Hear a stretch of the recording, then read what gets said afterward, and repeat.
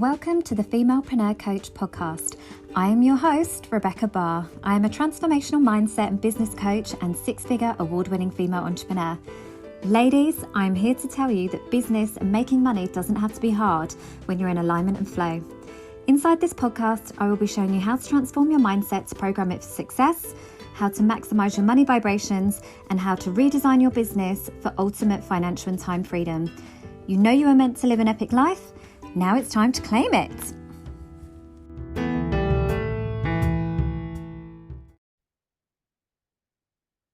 Hi ladies, welcome to a brand new episode of the Femalepreneur Coach podcast. I am your host, Rebecca Barr, and I am so excited to be sharing with you a brand new mini-series, which is a complete divine download that just came to me today off the back of a real kind of increase in the amount of inquiries and questions that I was being asked about in my DMs and also on my email and socials and things, off the back of a article that I did recently in the press, which was all around having, lots of different business interests, obviously having 5 children, and people were really curious about how I did it. A lot of people wanted to reach out and kind of pick my brains and have strategy sessions and all the things. But what I thought would be really valuable is if I actually recorded a mini series of videos, which is all around, what I would do if I had to start again, essentially, and if I was looking to replicate the success that I've had from scratch, So today's episode is all around money. So these are all of the things that I wish that I could go back and learn again, or know, hindsight's a wonderful thing. And if I'd known all of these things around money, how different things would be now. And then obviously, if you like today's episode, please make sure that you watch the other 3. So I've got another 3 coming. Make sure that you hit subscribe if you're watching on YouTube or even on my podcast. That would be fantastic if you're listening, because it really does help me then to support more women like you. So what I've essentially done is done a really beautiful journaling exercise today, so that I could get really intentional about what is it that I actually want to deliver and what do I actually want to tell people if I could again. So the first thing that I wanted to say around money, so I've kind of got bullet points, I've got some notes, so there's not necessarily going to be a flow as such. It's like, these are the things that are in my brain that you need to know around money as either a woman, but also a woman in business. So I think the first main thing that you have to get really aware of as a woman, because bearing in mind we aren't taught about money or finances in school, is understanding that really it's all about creating wealth and not just increasing your income. That was something that I did not understand when I first started in business. It was all about the revenue coming in. I wasn't focused on what I was then doing with that money and how I was building actual stable wealth, that I could then pass down to generations and would allow me to sleep at night. I was only ever as good, and particularly when I came on in the online space where live launching was a thing, I was only ever as good as my last launch or the last month's sale.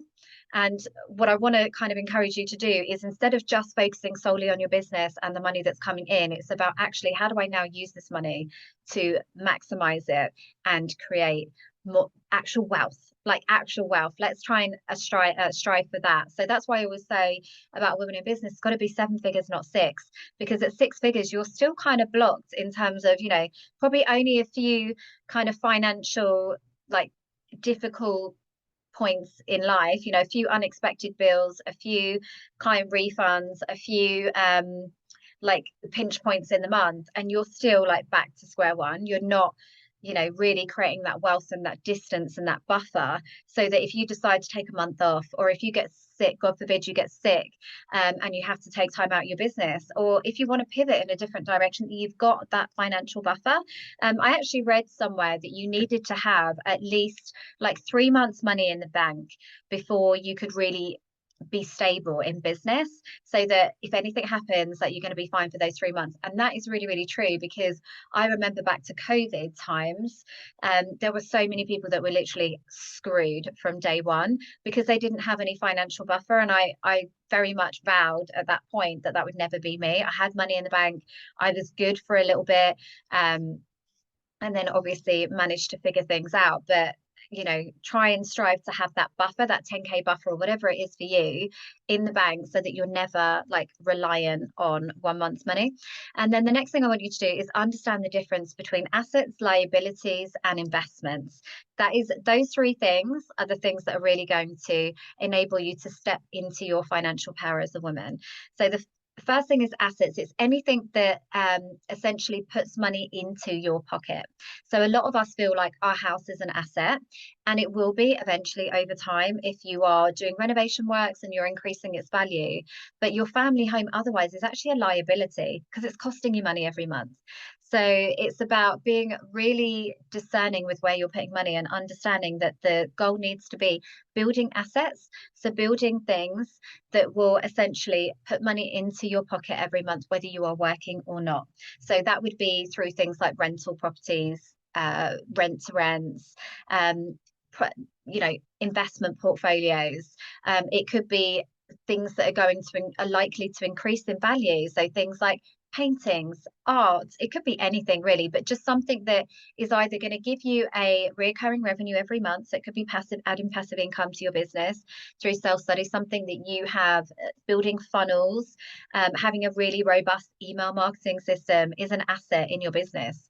So it's identifying what is actually bringing me money. Am I lying about the things that I'm considering as an asset, i.e. a car is not an asset? As much as you might own it and it's great, it depreciates in value all the time. And a liability is something that's actually costing you money. And then the final thing is the investment. So an investment is something that you may have to pay money for, but actually it's going to give you a return on that investment at some point. So this could be mentoring, it could be building a team, it could be investing into ads where you're having to pay up front. And then obviously you will get, hopefully, the return. That could be an investment. It could be things like even in your home, like investing in home renovations. If you're not a business owner, it's about understanding like what is actually an investment. A coach is an investment to me because you don't know what you don't know. And if you've got somebody that is looking over your shoulder, like second eyes on your business, holding up the blind spots, seeing where you're holding yourself back, and then you become a better person or much more highly functioning and productive on the other side of that, that was an investment. Whether there is a tangible outcome and a metric and IRI on it or not, it's still an investment, and that's going to give you back dividends. I think the thing with coaching is that it will pay you now and in the future. Once you've learned something, you can't unlearn it unless you intentionally want to unlearn bad habits. The next thing is, if you are just somebody who is wanting to like transform your relationship with money right now, the first step you need to do is to really take stock of your current situation. So this is literally me distilling everything down with money mindset. I won't go into any of the reasons as to why. If you want to join me inside my Millionaire Mindset Bootcamp, that will explain all of these steps in a lot more detail. It will give you more practical things that you can work through. It will tell you why. It will give you everything. I'll put the link in the show notes so that you can go over there and have a look if you're looking at taking this journey one step further. But for just like top line right now, that's going to help you. Take stock of where you are. This is the good, the bad, the ugly. Really get into the detail of your finances. Get your bank statements out. Like, let's have honest, confronting conversations about where our money is currently going. I did this exercise, thank you, Susie Orman, for like 2 years. I did a 2-year exercise once just to really get an understanding, because I had this sense that I am lying right now about what it actually costs to be me. And I'm the most organized person. I have spreadsheets on spreadsheets. I love it. I love the detail. I love to have that element of being able to control. And money is a game. I love the numbers on the spreadsheet. Like, I'm very neutral to it. It's exciting. I love the satisfaction of having a spreadsheet and ticking things off and all the things. So for me, what I realized though was when I did the exercise, month on month, it's like, yeah, that's about how much, that's about how much. But actually, when I looked at it as a bigger picture, like over a year, and I identified all the places that I had spent money over that year, it was actually costing me a lot more than I was realizing to have such a large family, to live in London, to basically live my life essentially. So the next step is all around, once you've got that information. So this isn't about being, being a bitch to yourself and like any sort of judgment or shame around where your money has gone. This is just valuable information. I always say approach every aspect of your life with a sense of curiosity, not a sense of judgment. It's the same with your business. If something isn't working for you, rather than internalizing and making yourself bad or wrong for that, it's a problem that's just waiting to be fixed. So it's like, okay, so with all of this data, all of this evidence that I now have at my disposal, what is it or where is it that I'm spending money that actually doesn't need to be spent? So it's identifying those money leaks. And it's the same with money, it's the same with energy,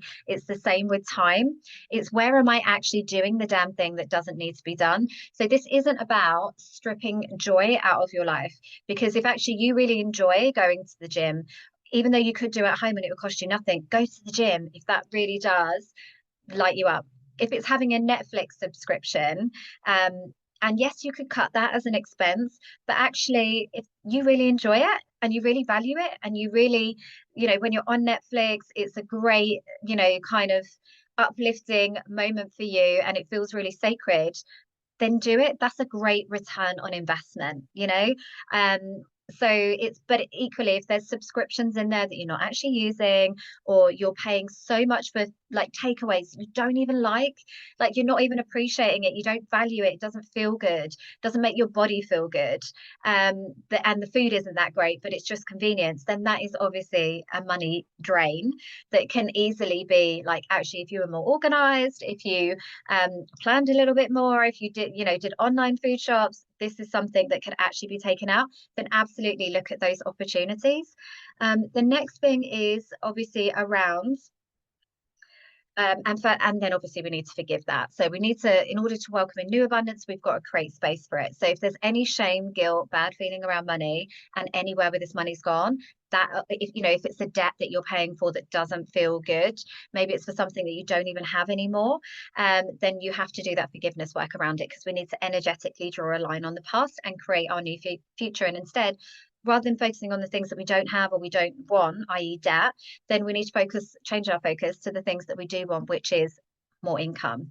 So then it's about getting clarity on what is the goal that you actually need to live your dream life, because sometimes it's not even as much as you think. I always get my clients to do this exercise when I work with them, and when I'm like, what is the dream, what is the goal, what represents freedom to you, financial freedom, typically, because that's ultimately what we're striving for, right? Numbers are just numbers, money's just money. What we're actually craving is that feeling of being empowered, of having the freedom to spend money where we want and not where we don't want, not working jobs that we don't want to work in. That's what we're ultimately striving for. When they've actually done the work, and like, if it's, I want to send my kids to private school, okay, how much does that cost? How much would that equate to monthly that you would actually need to bring in on top of what you're currently earning? Typically, it's not as much as you think.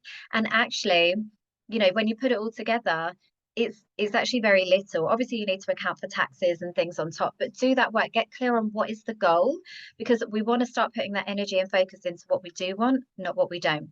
So the next thing would then be getting creative with how that money could come to you. So I always get my clients to do an exercise where they essentially brainstorm at least 20 different ways that they could bring in money right now, because money is everywhere. You are being surrounded by it at any point in the day. Especially in today's era where everything is online, you can absolutely make money very easily, like proactively as well. So brainstorm 20 ideas, because what that does is really open up the creative element of your brain that will give you, from the most ridiculous situations, like suggestions, i.e., selling a kidney, or, I don't know, selling something that you're never going to sell, to actually and to other more practical solutions, like, can I do dog walking? Can I rent out my driveway? Can I rent out my spare room? Are there affiliate options, like commissions, that would be available to me in my business that I'm not currently tapping into? Could I offer new programs? Could I like recycle old programs? Like, there will be so many ideas. Could I sell things at home, that you could do right now today, that would actually generate money? Are there people in your periphery, people that have reached out before that maybe couldn't afford one program? Could you go back and make them a counter offer and offer them a downsell?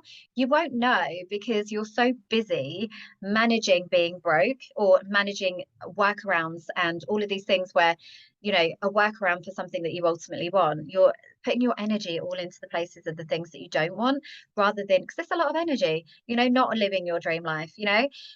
Typically your dream life will consist of ease and flow and people supporting you and all of these great things. So put your energy into there, and then the money ideas will come. Then it's around tracking everything that comes to you. So a lot of the time, again, when I do this work with my clients, they have more money than they realize. They're just not being intentional about where it's going. And typically I heard a phrase where it was like, the person that doesn't know where their next dollar is coming typically doesn't know where their last dollar went. And it's so true. Like, money loves attention, energy flows where focus goes. So the more that you can essentially put your energy on what it is that you want. So if it's money, put it on a vision board, work with cash. I know most people don't like it nowadays, but have it around you. So money is just part of who you are. You've always got cash. Start embodying and making decisions from the place of the person that already has what you want, and you make a whole different level of decisions. You'll stop looking for those quick wins, and you'll start thinking about the long term and those longer term returns on investments. And then the last thing is obviously around leverage. So now I've got some money that somewhat is going towards that buffer. How do I now multiply that money? How do I leverage it? And you'll notice through my mini series, everything that I teach you is around, whenever you have got something, is how do I make this more? How do I leverage this to make more? So this could be around then investing a proportion of that money into building an investment portfolio, whether it's property, whether it's stocks and shares, whether it's really high interest savings accounts, whether it is investing in other businesses and other things that could then, and assets that could then become an income generating asset to you. Let's start finding those smart ways rather than just putting it in a bank account and expecting it to accrue interest. Let's start becoming more financially literate, take bolder moves, take bolder action, be braver with your money, because that's how you really start then creating that wealth. That would be the next thing, is around take the responsibility that you need to educate yourself financially. You are not going to get it from anybody else. Nobody's going to tap you on the shoulder and be like, hey, have you thought about this thing? Unless they're trying to sell you something, they're not going to. So it's for you to go out and find these opportunities and to make sure that you're making the best possible decisions for you. The next thing that I would say is then around, if you are a business owner, it is about making sure that you are putting a profit first approach into your business, i.e. I've been in the cycle when I was in business first of all, that literally I was always taught that it was whatever sales come in minus your expenses, that is what you have left as your profit. So therefore my wages were always last, which left me in a position where I was constantly hustling within my business. I never was able to then grow my own personal wealth because I was only ever as good as the business income. So what I would love for you to do, if anybody hasn't read it, read the book Profit First by Mike Michalowicz. He is amazing, and it completely changed the game for me. It gives you self-permission to operate within a pot that is actually sustainable. So decide what it is that you want to take from your business. Whatever your sales come in consistently, predictably, reliably, decide what it is that you want to then take for you and your family and your life, because your business has to serve you and not the other way around. And then it is about sales minus profit leaves you with whatever is left over, and that is what you use for your operating costs for your business. This will help you to make really smart decisions about where to invest money when you are ready to make investments and when you are stretching and taking yourself too far. I'm a manifesting generator. I am an all-in kind of girl. I've absolutely invested many times before I am ready, and 90% of the time it works out. Sometimes it doesn't, and you need to be able to manage that risk and know that you're not leaving yourself and your family exposed when you then invest more than you can actually afford to lose, essentially. And it's all about that kind of risk analysis. And as women, we are more risk averse, which inevitably inhibits our ability to grow our business, because we almost go too on the side of caution, where we don't want to invest in support, we don't want to invest in a team, we don't want to invest in adverts or marketing or anything that's really going to 10x our business, because we're trying to be too conservative and we're focused on surviving as opposed to growing and thriving. So that's what I would love for you to do, is to, first of all, as a business owner, absolutely from day one, start segmenting out your money and operate a profit first business model. So then I would say cash flow has to be your number one priority as a business, because it is really hard to manage and survive as a small business owner. So you need to make sure that you are managing your payments coming in and your payments coming out. So you've always got that buffer in your business. That has to be your number one priority, and is building that buffer up within your business part so that you're never not paying your bills and you're never not waiting on another person for your survival and being able to feed your kids and all the things. The next thing is obviously being really proactive about seeing what is support available, what support and grants and loans and investor financing and all the things is available to you. I definitely didn't even know about any of this when I started business. My first business, I actually had to sell my house and had to pay for my business upfront with cash, because I didn't even know that there was investor financing or anything else that would have been available to me.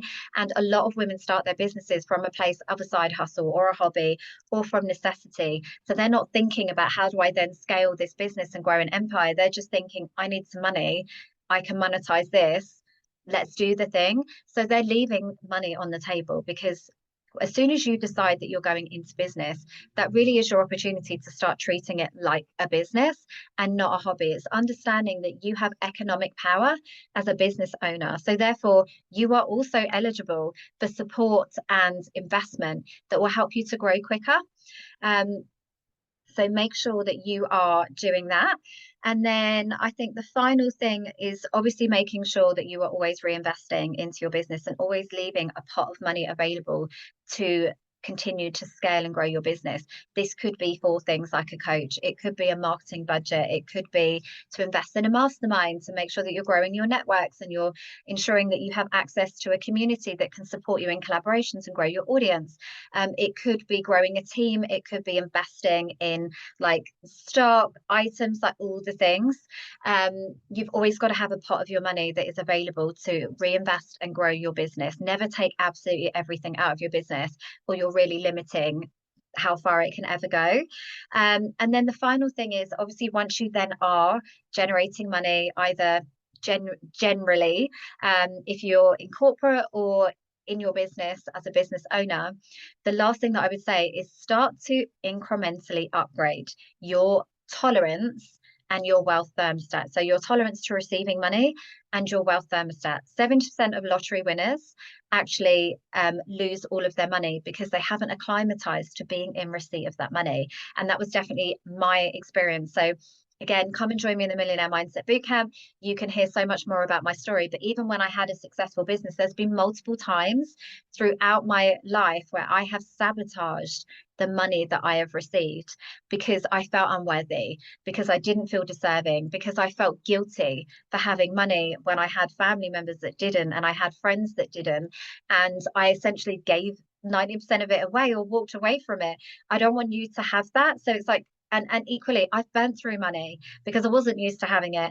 And then I'm like, yeah, look at me, everybody, I'm spending money.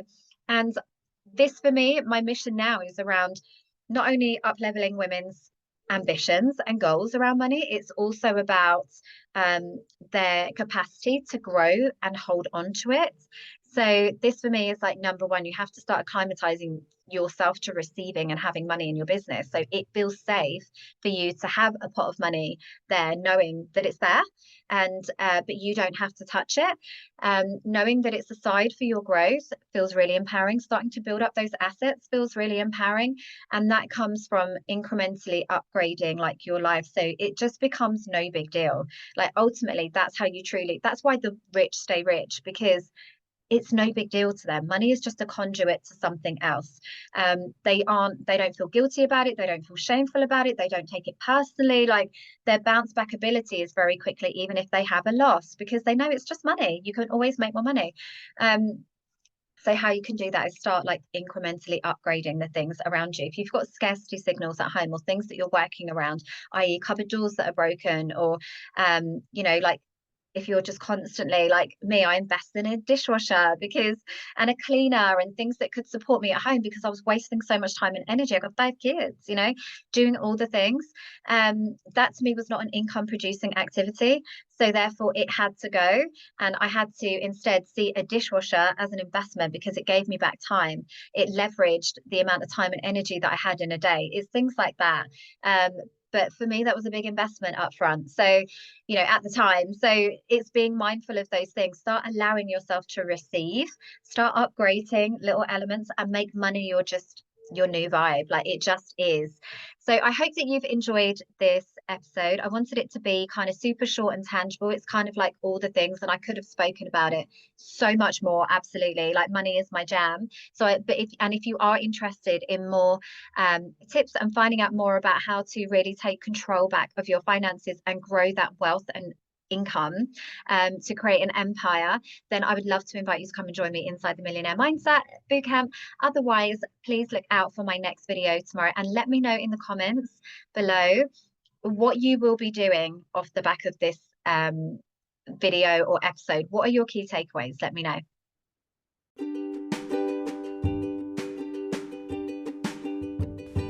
Thank you for listening to this episode. It's been amazing to share this time with you, and I feel honoured to be part of your journey.